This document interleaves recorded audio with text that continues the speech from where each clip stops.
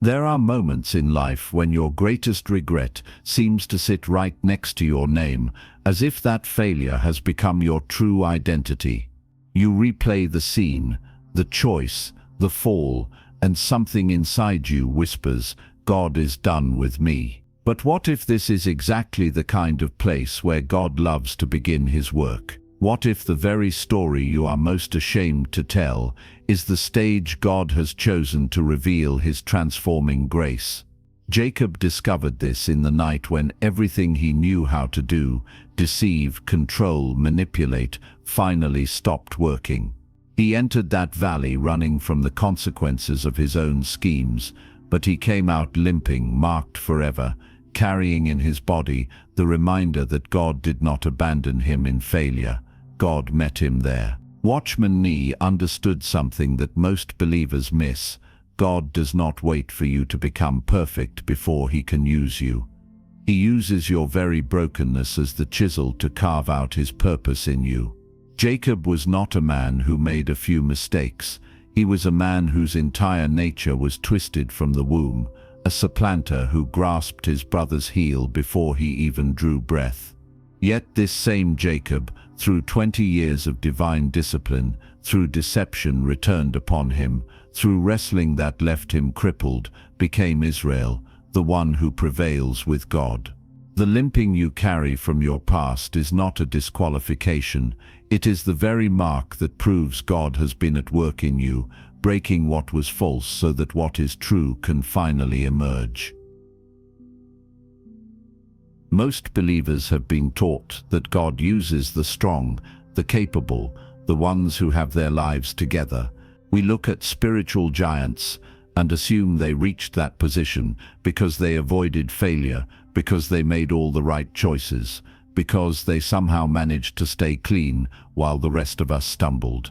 But Watchman Nee discovered something that completely inverts this assumption. God does not wait for you to stop failing before he begins his work in you. In fact, the very place where you feel most disqualified is often the exact place where God chooses to begin his most profound transformation. Your failure is not an interruption to his plan. It is frequently the doorway through which his plan enters your life.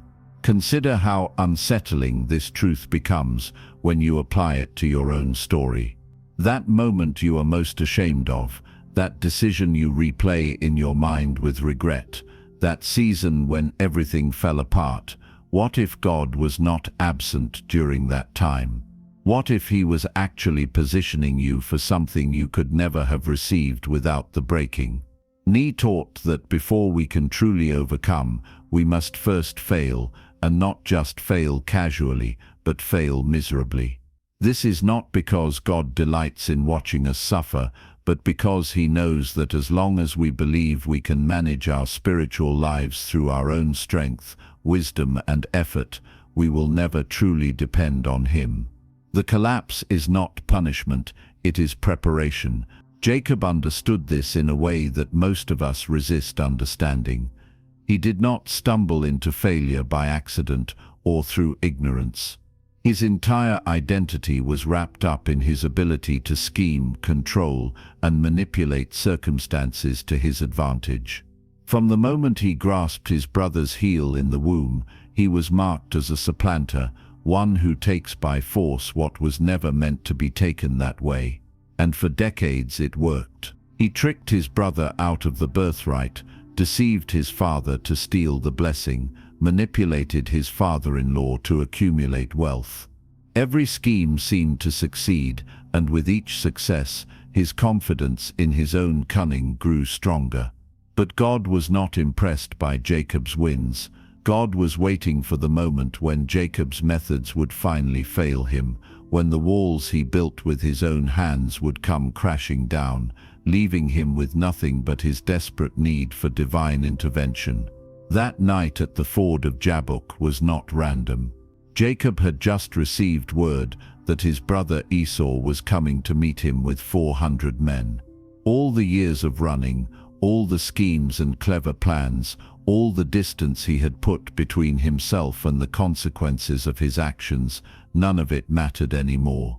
He was trapped between the brother he had wronged and the father-in-law he had outsmarted. There was no clever plan left, no negotiation tactic that could save him now. And in that place of complete helplessness, stripped of every backup plan and every illusion of control, God met him. Not to comfort him, not to congratulate him on how far he had come, but to wrestle with him until the breaking of dawn. This was not a gentle encounter. This was a brutal, relentless confrontation that left Jacob limping for the rest of his life. Watchman Nee emphasized that this limping was not a tragedy, it was a badge of honor. It was the physical manifestation of an internal transformation that could not have happened any other way. Jacob walked away from that night with a new name, Israel, which means one who prevails with God. But he also walked away with a permanent reminder that his own strength had been broken. Every step he took for the rest of his life would remind him that he was no longer the man who could scheme his way to victory. He was now a man who had been touched by God, marked by God, and dependent on God in a way that his former self would have despised. And it was precisely this brokenness, this visible weakness, that qualified him to become the father of a nation. God did not use Jacob in spite of his failure. God used Jacob because his failure finally made him usable.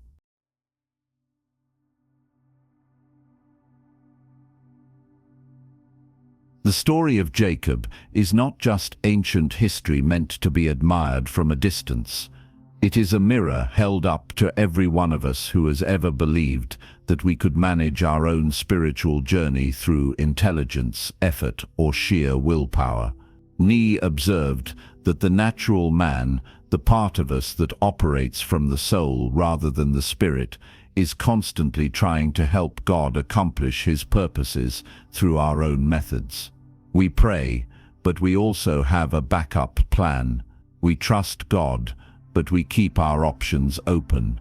We say we are surrendered, but we hold back just enough control to feel safe. And God, in his patience, allows this to continue for a season.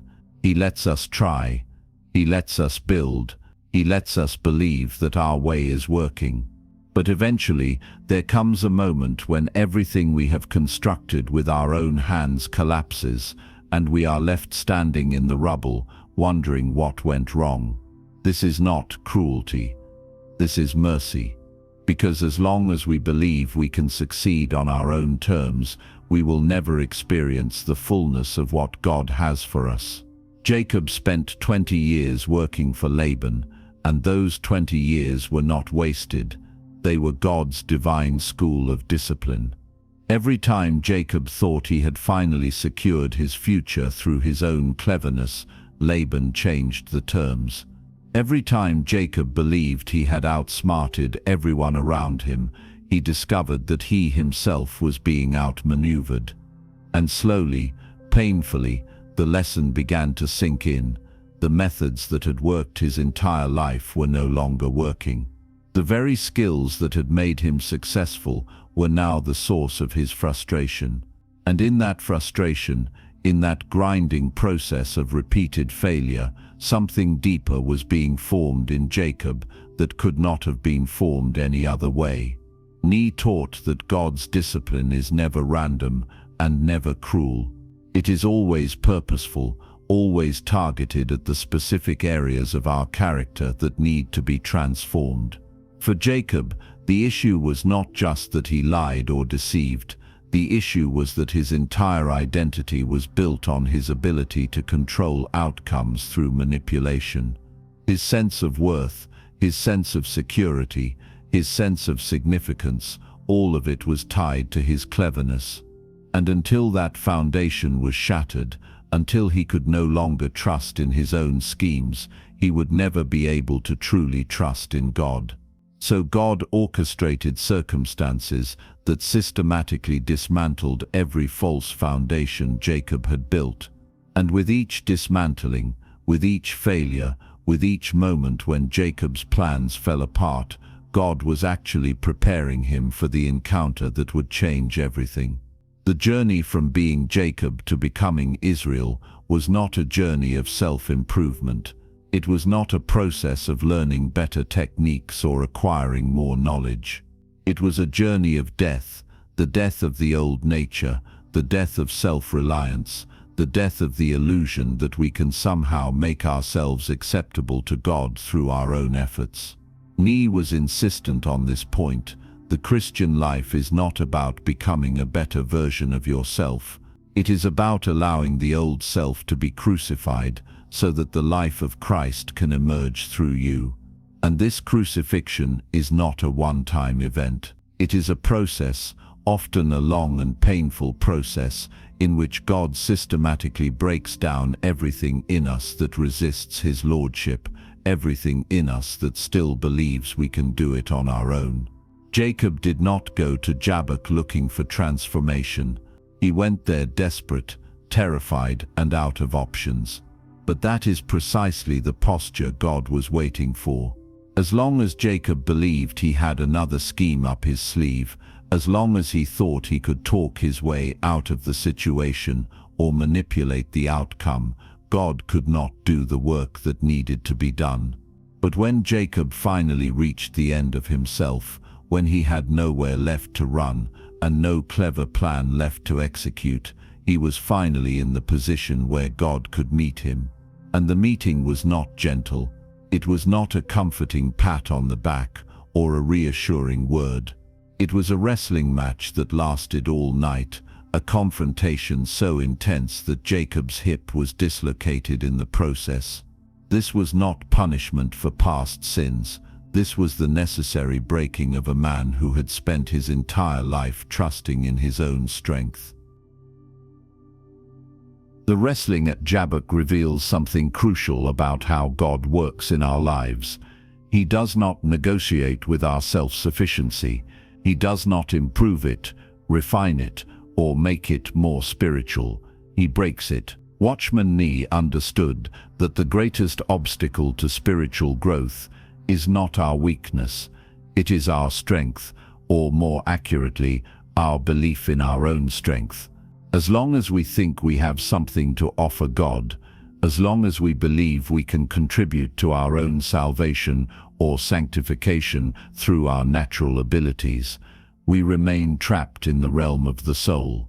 And the soul, no matter how religious it becomes, can never produce spiritual life. Only when the soul is brought to the end of itself, when it is broken and made submissive to the Spirit, can the life of God begin to flow through us unhindered. Jacob held on to that mysterious wrestler with a desperation he had never known before. He had wrestled with people his entire life, wrestling for position, wrestling for advantage, wrestling for control. But this was different. This time he was not wrestling to win. He was wrestling to survive. And somewhere in the darkness of that night, as the pain shot through his hip and his strength began to fail, Jacob made a declaration that revealed the shift that had taken place in his heart. "I will not let you go unless you bless me."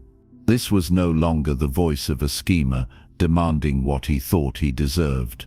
This was the voice of a broken man clinging to the only source of blessing that mattered.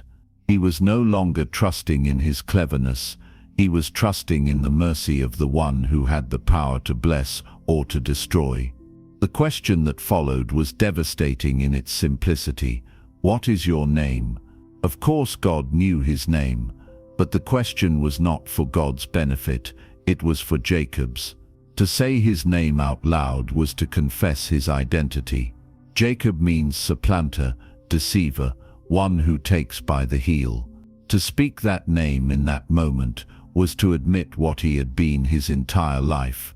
It was to acknowledge the truth without excuse, without spin, without the elaborate justifications he had constructed over the years.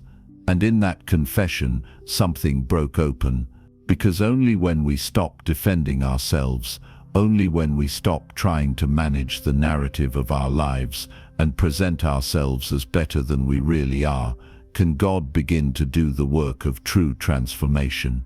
The renaming that followed, "Your name shall no longer be Jacob, but Israel," was not just a change of label. It was a declaration that the old identity had been crucified, and a new identity, born out of brokenness and dependence on God, was now taking its place. Nee taught that this process of breaking is not optional for those who want to be used by God. It is not a special path for super saints or those called to extreme ministry. It is the normal Christian life. Every believer who desires to walk in the fullness of what God has for them must go through their own Jabbok experience, their own night of wrestling, their own confrontation with the truth of who they are, apart from God's grace. And this breaking is rarely dramatic or visible to others. Most of the time it happens in the hidden places of our lives, in the repeated failures that humble us, in the circumstances that refuse to bend to our will, in the slow realization that we are not as strong, not as wise, not as spiritual as we thought we were. And every time we come to that place of honest brokenness, every time we stop pretending and start confessing, God meets us there. The limp that Jacob carried for the rest of his life was not a sign of defeat, it was a sign of encounter. It marked him as a man who had met God face to face and survived, not because of his own strength, but because God had chosen to bless him in his weakness. Every time people saw him walking with that limp, they were reminded that this was not a man who had achieved greatness through his own abilities. This was a man who had been broken by God and then remade by God. And that visible reminder of his weakness became the very thing that gave credibility to his testimony. He was no longer Jacob the clever, he was Israel the broken but blessed. And it was this man, with his permanent limp and his transformed heart, whom God chose to be the father of the 12 tribes that would become the nation of Israel.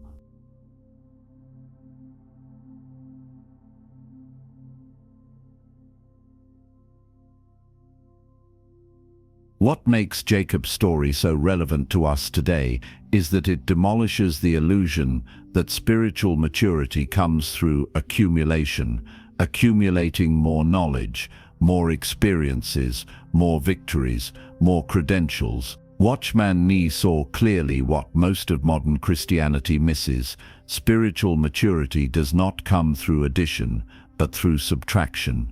It is not about adding more of God to the mixture of our lives. It is about removing everything in us that blocks the flow of His life. And the primary thing that blocks that flow is the outer man, the natural self with all its strengths, abilities, and resources that it refuses to surrender to God's authority. As long as the outer man remains intact, the inner man, the spirit that has been joined to the Holy Spirit, remains trapped, unable to express the life of Christ that dwells within. This is why repeated failure is often more valuable to our spiritual formation than repeated success. Success, especially in ministry or spiritual activities, can reinforce the outer man. It can convince us that we are doing something right, that our methods are working, that God is pleased with our efforts. And all of this may be partially true, but it can also become a subtle trap that keeps us operating from the soul rather than the spirit. Failure, on the other hand, has a way of stripping away our pretenses. It forces us to confront the gap between what we project and what we actually are. It reveals the places where we have been trusting in our own understanding rather than leaning on God. And when failure is met with humility rather than denial, when it drives us to God rather than away from Him, it becomes the very tool God uses to break the outer man and release the inner man. Nee was careful to distinguish between weakness and sin, between failure that comes from human limitation and rebellion that comes from willful disobedience.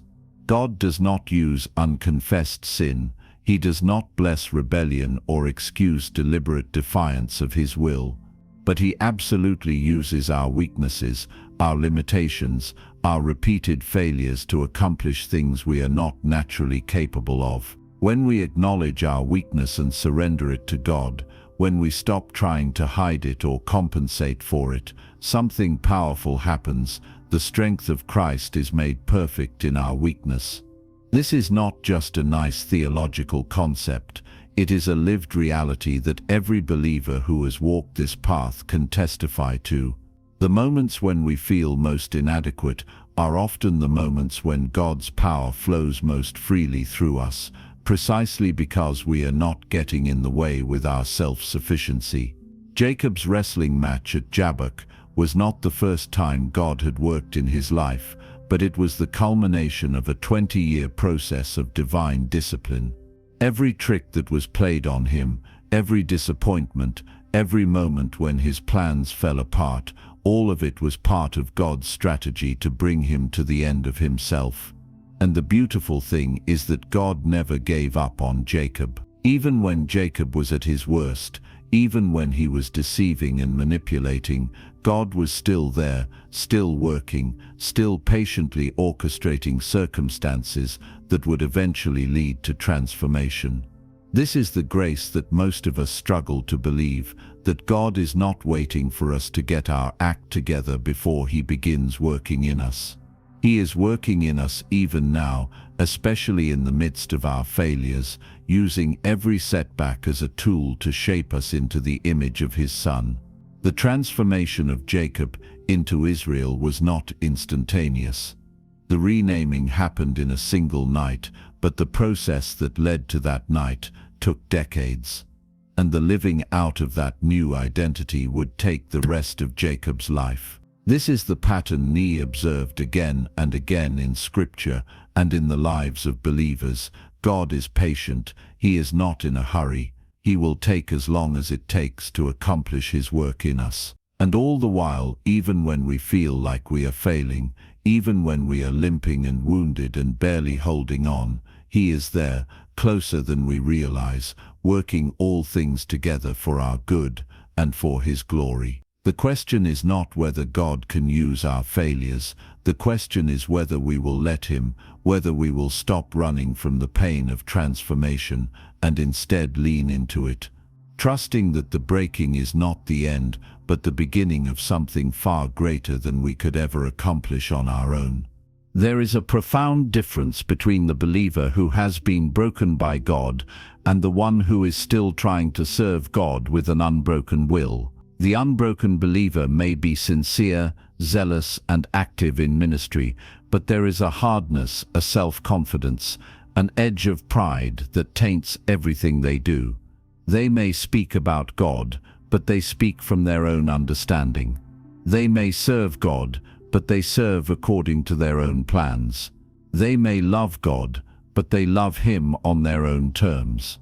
And as long as this condition persists, no matter how much activity there is, no matter how much noise and motion, there is very little actual spiritual fruit. Because spiritual fruit does not come from the energy of the flesh, it comes from the life of Christ, flowing through a vessel that has been emptied of self. Watchman Nee saw this pattern repeatedly in the early church and in the centuries that followed. The people God used most powerfully were not the most talented, the most educated, or the most naturally gifted. They were the ones who had been broken. Peter, who denied Jesus 3 times, became the one who preached at Pentecost and saw 3,000 souls saved in a single day. Paul, who persecuted the church with murderous zeal, became the apostle who wrote most of the New Testament and planted churches throughout the Roman Empire. John Mark, who abandoned Paul and Barnabas on their first missionary journey, later wrote the Gospel of Mark and became useful to Paul in ministry. The pattern is unmistakable. God specializes in taking people who have failed, who have been broken, who know they have nothing to offer in themselves, and using them to accomplish things that confound human wisdom and bring glory to His name.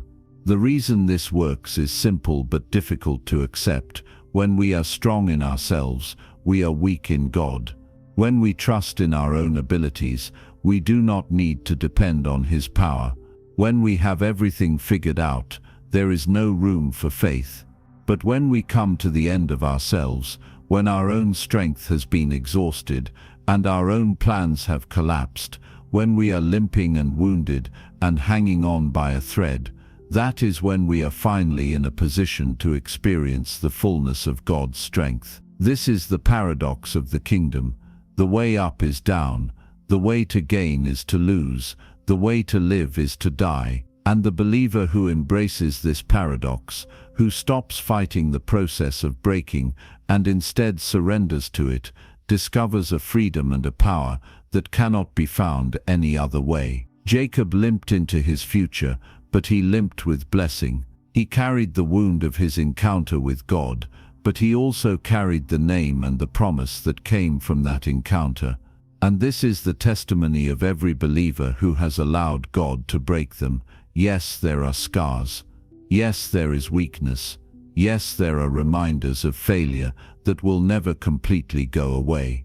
But there is also the unmistakable presence of God, the undeniable blessing of God, the transforming power of God that makes all the pain worth it. The limp becomes a testimony, not of defeat but of grace, not of disqualification but of divine encounter. And those who see it recognize that they are in the presence of someone who has met God in a way that goes beyond theory or theology. They have been touched, marked, and forever changed. The question that remains for each of us is this: will we resist the breaking, or will we embrace it? Will we keep trying to manage our spiritual lives through our own efforts, or will we finally surrender to the process God is using to transform us? Will we see our failures as the end of the story, or will we recognize them as the very chapters God is using to write something beautiful that could never have been written any other way? Jacob did not choose to be broken. It was forced upon him by circumstances beyond his control. But in the moment of breaking, he made a choice that changed everything. He held on. He refused to let go. He clung to God, even when it hurt, even when it cost him, even when it left him permanently marked. And because he held on, he received the blessing he had been chasing his entire life, not through clever schemes, but through desperate dependence. That same blessing is available to us today, not in spite of our failures, but through them, if we will only stop running and allow God to meet us in the place where we have finally run out of options and are ready to cling to Him alone.